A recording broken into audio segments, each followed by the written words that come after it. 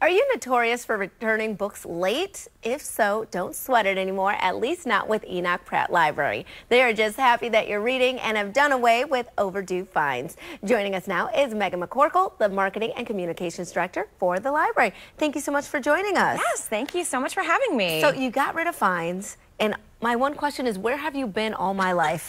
Because that is the one thing, you get a book and you're enjoying it and then you forget to return it, and then you finally return it and you just feel horrible. Sure, and this is something that we looked into for a year. We're incredibly proud to be the first library in Maryland to do away with overdue fines. We're one of the first major urban public libraries on the East Coast to do it, but we've been studying other libraries across the country that have done this, and a lot of the research shows that overdue fines don't convince people to bring back their books, and in a lot of ways it unfairly targets lower income communities. So people are not coming to the library because they look at it as a bill, or they're nervous. If you have a small child and you're taking out 10 books at one time and you forget to bring them back 1 or 2 days late, that adds up really quickly. Exactly. And so instead we were seeing people choose to not come to the library. And we never want that. We want them to come in, we want them to borrow our materials. And so overdue fines for us were a barrier, and that's what we were seeing. And so we did away with them, and we're just so excited. We had 13,000 people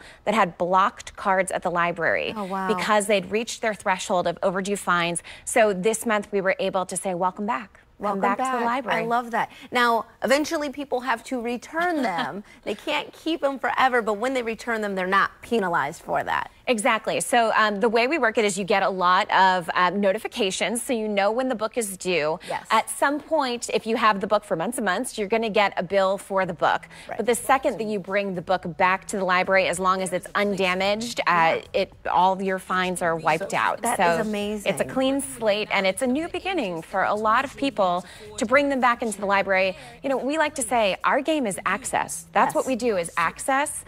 And so this opens that door of access to so many people in Baltimore City. And this is especially important with all the summer activities you have going on. Talk about what you have happening. Yes, well, we're in the middle of the Summer Challenge, which starts in June and ends in August. It is for all ages, so you can take part too. But we do focus on the kids. We focus on children, and that's because, you know, there's so much research that shows the day they get out of school to the day they go back to school, there's a lot of learning that gets lost in that 3 months of summer, and that's really where the library steps in. So the kids can come in, they sign up for Summer Challenge. This year you can sign up online if you can't make it into the library, and you log all of the books that you're reading, or you come to some of the summer programs that we have in all of our 22 locations.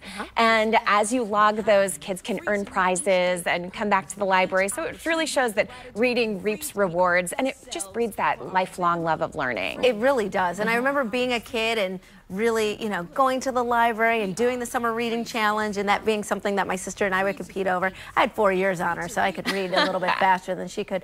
But this is more than just reading. It's not just a book competition. It's if you're going to programs too. We have a ton of programs, and they really, really vary. So we have a lot of STEM programs. Amazon sponsors some of our STEM programs. We have 3D printers. We have all kinds of technology that people can come in and access, and that counts towards the learning of the summer program. So great. Yeah, you just have to check out. I like to say I challenge anybody, no matter what age, to look in our newsletter and not find something for them. I love it. And then you even told me there's like a paint night. For a date night, we can do that too. We have paint nights, we have free fitness classes, free Zumba, free line dancing, all kinds of things. Perfect. So it's not just fun for the kids. I can go there and I got a free date night. Thanks for that. No problem. Thank you so much for joining us and waiving those fees. We'll be right back with more Midday Maryland right after this. Stay tuned.